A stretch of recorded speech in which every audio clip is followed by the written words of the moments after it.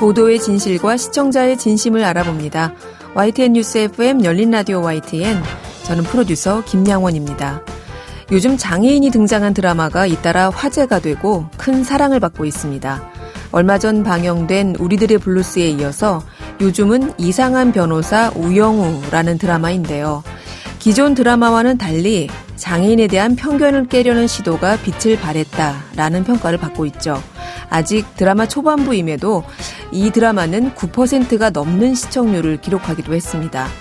또 기존 드라마 왕국으로 불리던 채널이 아닌 생소한 채널에서 방송된 것도 미디어계에서는 화제인데요. 이런 화제성이 장애인과 비장애인을 바라보는 온도차를 줄일 수 있을까요? 잠시 후 그 지점을 찾아보겠습니다. 오늘 순서 바로 시작하죠.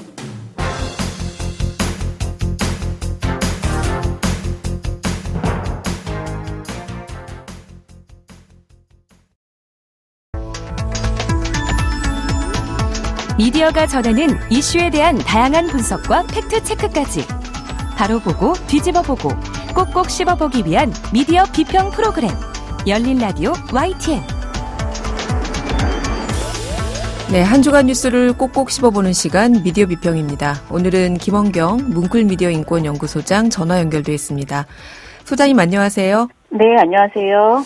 네, 제가 요즘 소문 듣고 보기 시작한 드라마가 있어요. 네. 네, 이상한 변호사 우영우 이 드라마인데 네. 제가 이 드라마를 보면서 김 소장님 생각이 좀 났습니다.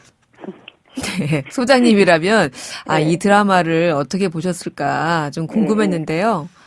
네, 저도 이 드라마에 그 자폐 스펙트럼 장애를 가진 천재 변호사가 이제 주인공으로 등장하잖아요. 네. 그래서 처음부터 이제 하기 전부터 또 논란이 은근히 있어서요. 네. 매우 관심 있게 지켜봤습니다. 그래서 오늘은 드라마 이상한 변호사 우영우를 모티브로 해서 드라마 속의 장애 묘사에 대해서 이야기를 해볼까 합니다. 네. 일단 시청자들은 호평을 하고 있어요. 네. 예, 드라마 자체가 좀 따뜻하고 네. 장애인에 대한 어떤 우리 인식이라고 해야 되나요? 이런 거에 네. 좀 개선하는 데 도움을 주지 않느냐 이런 의견들도 많던데요. 예, 그렇습니다. 사실 제가 특별하게 평가를 하지 않아도 될 정도로 정말 호평이 많이 이어지고 있습니다. 네. 요즘 언론 보면 뭐 이상한 변호사 우영우에 대한 정말 아주 자잘자잘한 이야기들이 화제가 계속되고 있거든요. 그래서 저는 이 드라마의 이런 인기가 상당히 반갑고 고맙다라는 생각이 들고요. 드라마를 일단 많이 봐주시고 함께 보면서 상황을 공감하는 그 자체가 저는 인권 감수성을 높일 수 있는 좋은 기회다라고 생각돼서요. 추천드리는 드라마입니다. 네. 그리고 최근에 우리들의 블루스라는 드라마에서도 장애를 가진 연기자들이 직접 드라마에 출연해서 장애인 역할을 이제 연기했잖아요. 네. 이것에 대해서 많은 감동을 주었다라는 평가가 있습니다.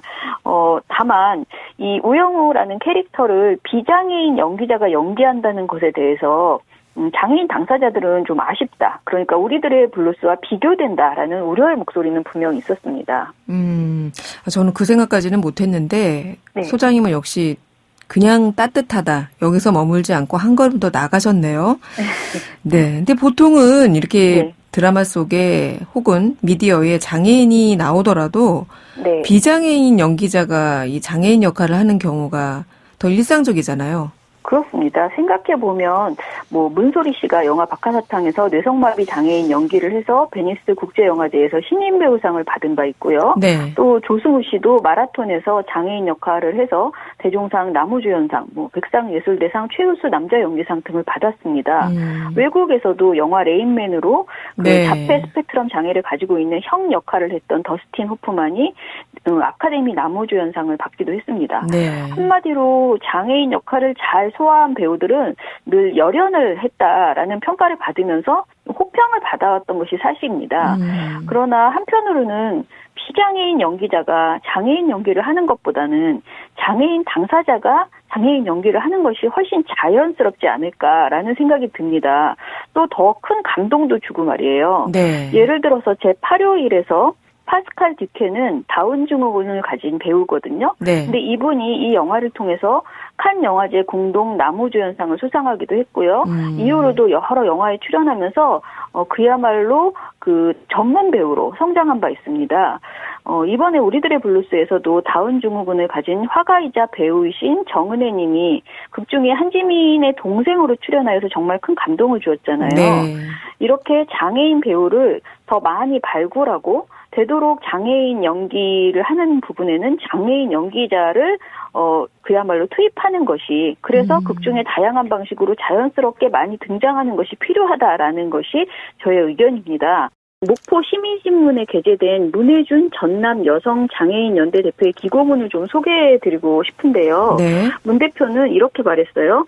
미디어에서 장애인을 낮은 빈도로 완성도 낮게 재현하는 것이 반복되는 것에 대해서 미디어 산업을 주도하는 이들 중 장애인이 거의 존재하지 않는다는 배경에서 발생하고 있고 영상 속의 장애인 역할을 대부분 비장애인 배우들이 전담하여 장애인의 존재가 삭제되거나 대체 가능한 대상으로 인식될 수 있다라고 했는데요. 네. 또 문 대표는 그 미디어 산업을 주도하는 이들 중 장애인이 거의 존재하지 않고 있다라는 이 지적을 한 게 저는 정말 100% 공감이 됐어요. 네. 그러니까 장애인은 그냥 어쩌다가 양념처럼 그냥 들어오는 것이고 그리고 장애인이 없어도 전혀 부자연스럽지 않은 것이 대부분의 그 미디어 콘텐츠라는 생각이 들고요. 네. 또 은연중에 비장애인이 장애인을 연기하는 것은 당연하다라고 우리는 생각하고 있었던 것이고 장애인이 어떻게 연기를 할 수 있어라는 생각을 더 많이 했던 것 아닌가. 네. 그래서 장애인이 이렇게 드라마 속에 많이 등장하지 않아왔던 것이 아닌가 이런 생각이 듭니다. 네. 우영우 변호사 역할을 한 배우 박은빈 씨. 네. 이분의 연기도 너무 좋았지만 네. 실제로 그 역할을 장애인 배우가 했으면 어땠을까. 네. 그런 지적이시네요. 예, 물론 이제 박은빈 씨가 워낙 연기를 잘하셨고 정말 사랑스럽잖아요. 네. 너무 이제 정말 훌륭했는데 네. 그럼에도 불구하고 이 역할을 이제 장애인 당사자가 했다면 훨씬 더 빛나지 않았을까 라는 이제 이야기를 하는 거죠. 그러나 이제 제작진이 조금 더 정확하게 접근하려고 노력한 모습은 좀 보입니다. 왜냐하면은 아까 말씀드린 것처럼 우영우 본인이 자폐 스펙트럼 장애라고 계속 거듭 이야기를 하고 네. 있고요. 본인 소개를 그렇게 하던데요. 그렇죠. 네. 예. 그리고 한스 아스퍼거가 우생학적으로 어떻게 자폐 스펙트럼 장애를 비장애인들과 분류해 왔는지를 짚은 그 대사가 굉장히 이제 화제가 되었습니다. 네. 그 대사에서 한스 아스퍼거가 나치 부역자였고 그는 살 가치가 있는 아이와 없는 아이를 구분하는 일을 했다라고 하면서 이제 쭉 그때 상황을 설명을 해주거든요. 근데 이게 굉장히 사람들에게 감동, 그러니까 모르는 분들 굉장히 많잖아요. 그래서 네. 이 상황에 대한 이해라는 것들이 좀 많이 됐다라는 생각이 듭니다. 이 드라마 속 주인공인 영우가 사실 우리가 흔히 주변에서 보게 되는 이 자폐 스펙트럼 장애인은 아니에요. 네네. 네. 그냥 장애가 있을 뿐이지 사실 천재 아닙니까? 천재로 묘사되잖아요. 예, 그게 이분의 모습을 보면은 사실은 이제 서번트 증후군에 가깝다라는 그렇죠. 지적들이 굉장히 많았어요. 그러니까 네. 우영우는 고기능 자폐 중에서도 조금 더 특별한 천재성을 가지고 있다라고도 표현할 수 있고 서번트 증후군에 가깝다라고도 표현할 수 있는데요. 네. 이 서번트 증후군은 발생 확률이 발달 장애인 중에서 100만 분의 1 정도로 지극히 낮고요. 모든 자폐 그 스펙트럼 장애 이 분들이 전부 다 뭔가 이게 천재성을 가지고 있다라고 이렇게 착각하는 사람들이 있는데요. 엄연히 잘못된 개념이고 서번트 증후군을 보이는 이들도 굉장히 극소수, 아까 말씀드린 것처럼 극소수에 불과하다라는 겁니다. 네. 사실 이렇게 자폐 스펙트럼 장애를 묘사하면서 천재성을 강조한 드라마가 히트를 치면 가장 우려되는 것은 모든 장애인에게 잘못된 기대감을 갖거나 그에 비해서 무시하게 할 그 우려가 있다는 거거든요. 네. 실제로 우리 국민들이 과거에 그 영화 레인맨이 나와서 굉장히 히트를 친 이후에 자폐를 가지고 있는 사람을 보면 천재성이 있다라고 착각하고 오해하는 경우가 많았어요. 네.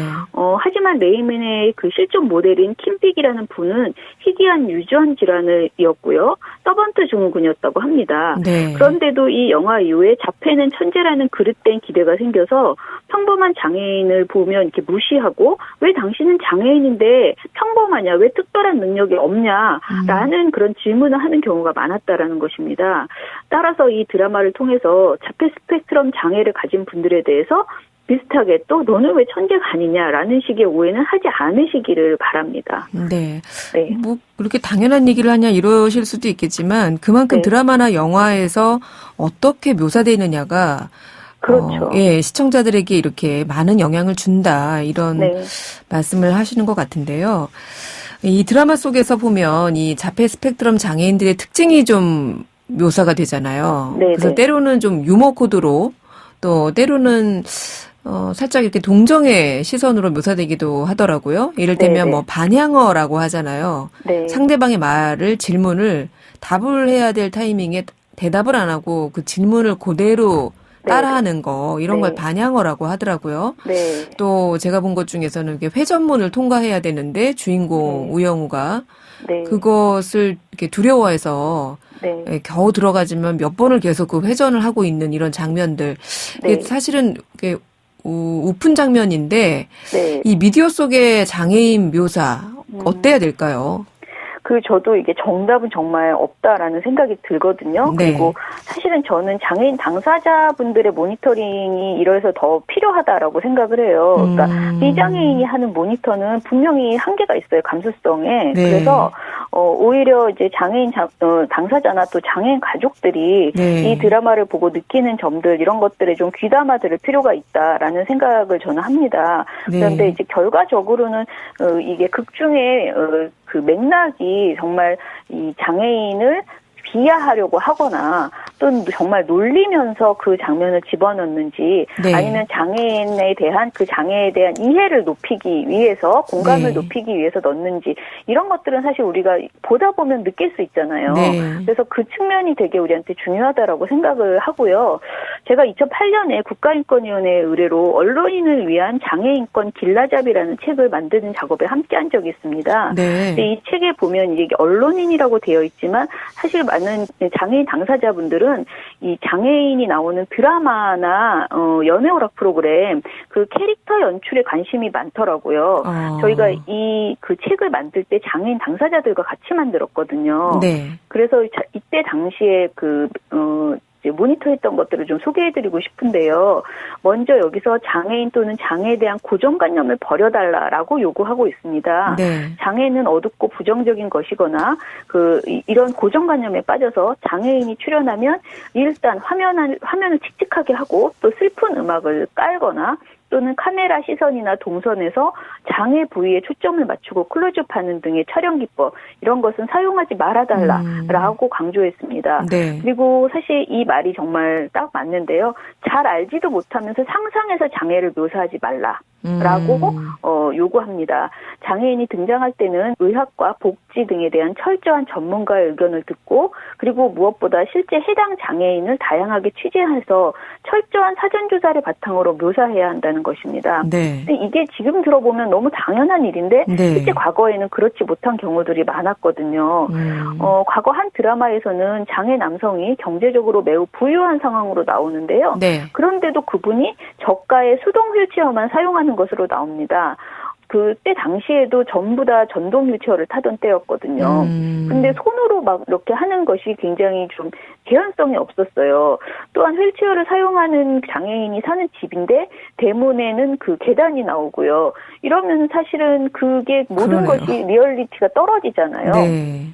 그래서 해당 장애 유형에 맞게 미술이나 역할 모든 것에서 자문을 받아서 좀 현실성 있게 신중하게 묘사하고자 하는 노력이 필요하다라고 생각을 하고요. 네. 또 한 가지 장애를 질병으로 묘사해서는 안 됩니다. 장애와 질병을 구분해서 해야 된다. 네. 근데 이 말씀을 드려도 많은 분들이 좀, 그게 무슨 뜻이지? 또는 그게 왜 필요하지라고 이제 공감을 좀 못 하시는 경우들이 많은데요. 네. 그 장애는 재활을 통해서 불편함을 많이 개선시킬 수 있지만 완치나 극복의 개념으로 바라보는 것은 적절치 않다라는 것입니다. 간혹 장애에 대한 왜곡된 정보를 가지고 장애가 기적적으로 완치되거나 재활로 완전히 극복될 수 있는 것으로 묘사하는 경우가 있습니다. 네. 예를 들어서 2000년대 드라마 불새에서는요, 장애 여성이 가벼운 전기 감전을 받은 그 감전이 있은 후에 감각이 되살아나면서 재활치료 몇 번 하고 벌떡 일어서는 장면이 있습니다. 그러니까 이전에는 계속 휠체어 생활을 하다 갑자기 일어나거든요. 예전에는 하지만, 이런 드라마 많았던 것 같아요. 네. 맞아요. 네. 근데 이게 현실적으로 불가능합니다. 장애와 관련된 치료 재활에 대한 부분은 최대한 정확한 정보를 기반으로 묘사해야 된다는 것이죠. 네. 확증된 정보가 아닌 경우에 장애를 고칠 수 있는 것으로 다루지 말아야 하고요. 물론 의학이 발달하면서 고칠 수 있는 것이 나올 수도 있잖아요. 네. 그러면은 그 정확한 의료 정보에 기반해서 해야 된다는 말씀이고요. 특수치료나 특수교육으로 호전되는 장애인의 경우에도 정확한 정보를 구체적으로 제시할 필요가 있습니다. 장애를 질병으로 인식해서 노력으로 완치될 수 있는 것으로 그렇게 바라보게 되면 대중들은 그렇지 못한 대다수 장애인들을 스스로의 장애를 극복하지 못하는 무능한 사람, 게으른 사람, 또는 기적적 치료를 받지 못하는 가난한 사람으로 인식할 수 있기 때문이거든요. 네. 더 나아가서 장애를 제도적인 재활제도 속에서 풀어갈 문제로 보지 않고 장애인 개개인의 문제, 의지의 문제, 이런 능력의 문제, 이런 것으로 축소시키는 분위기를 만들 수도 있습니다. 네. 또 과거에는 이 장애인을 비하하거나 차별적인 용어를 사용하는 사례도 많았잖아요. 네네. 근데 저는 이번 이 드라마에서는 아직은 그런 내용은 발견하지 못한 것 같아요. 네. 근데 저는 사실 그 3부에서 그 법정에서 우영우 씨가 이렇게, 장애 변호사라고 공격을 받는 부분이 있어요. 네. 그걸 보면서는 사실 가슴이 너무 아팠거든요. 밤에 잠이 잘 오지 않을 정도로 마음이 아프더라고요. 네. 근데, 그래도 다른 드라마에 비하면 굉장히 이런 차별적 설정 이런 것들이 좀 없는 편이에요. 네네. 그래서 환타지다라는 이야기까지 듣거든요. 근데 사실 드라마는 현실을 반영하는 것이다 보니 장애인에 대한 인식 수준이 드라마에 그대로 등장하는, 그러니까 낮은 인식 수준, 대중의 네. 그런 인식 수준이 그대로 등장할 때가 좀 있습니다. 하지만 저는 너무 심한 악역의 그 망언은 안 나왔으면 좋겠다라는 생각을 하는데요. 좀 예를 들면 이번에 굉장히 호평을 받았던 우리들의 블루스의 노희경 작가의 이전 드라마인 디어 마이 프렌즈에서는요. 네. 그 고도심 씨가 딸에게 어떤 남자라도 데리고 오라, 그러니까 남편감을 데리고 오라 하면서 네. 유부남과 장애인만 아니면 돼라고 거듭 이야기를 해요. 네. 저는 이 말이 너무 가슴이 아팠습니다. 이게 이제 가슴 아프라고 넣은 장면일 수도 있어요. 그런데 이런 수준의 독설은 안 들었으면 좋겠다라는 생각이고요. 네. 또 다른 드라마에서는 지적 장애를 가진 여성을 향해서 모자란 거, 재수 없는 거라고 말하는 장면이 있거나 또는 인간아 저런 사람 왜 밖에 나오게 하는 거야? 라고 하는 대사가 나왔었어요. 네. 이게 극적 갈등을 고조시키기 위해서 장애인에 대해서 편견이 가득 찬 독설이나 혐오 표현을 이제 넣은 건데요. 네. 드라마에서 꼭 이런 식으로 불편한 대사를 그대로 쓸 필요가 있을까? 네. 왜냐하면 이걸 듣는 장애인 당사자들 입장에서도 너무나 큰 충격일 수 있다라고 생각하고요. 그리고 우리들도 이런 말이 이렇게 자연스럽게 등장하는 것이 괜찮다라고 좀 인식이 될 수도 있다고 생각합니다. 그래서 이런 말들은 이제 안 나왔으면 좋겠다 싶습니다. 네. 이 이상한 변호사 우영우 오랜만에 이렇게 막 독하지 않고 좀 네. 따뜻하고 기분 좋아지는 드라마잖아요. 그래서 네네. 아마 더 시청자들의 눈길을 사로잡은 것 같은데 저희가 오늘 정말 비평을 네. 작심하고 하다 보니까 이런 드라마를 너무 뜯어서 분석하는 거 아닌가 이렇게 네. 생각하시는 분들도 계실지 모르겠어요. 하지만 이런 노력을 통해서 소장님도 중간에 말씀하셨지만 과거에 그 장애인이 등장했던 드라마와는 달리 예, 나아졌다라는 네. 호평을 받고 있지 않을까 이런 생각이 듭니다. 애정 어린 비판으로 봐주셨으면 좋겠습니다. 네, 소장님도 남은 드라마 계속 즐겁게 시청하시고요. 저는 아직 1, 2부까지밖에 못 봐가지고 또 저는 꼭 실시간으로 다 보고 있습니다. 엄청 재미있어요. 그러시군요. 네, 저는 재방송으로 보다 보니까 저희 나중에 다 완전히 보고 나서 또 한번 종합평가 해볼게요. 알겠습니다. 오늘 말씀 고맙습니다. 네, 감사합니다. 네, 지금까지 김원경 뭉클미디어 인권연구소장이었습니다.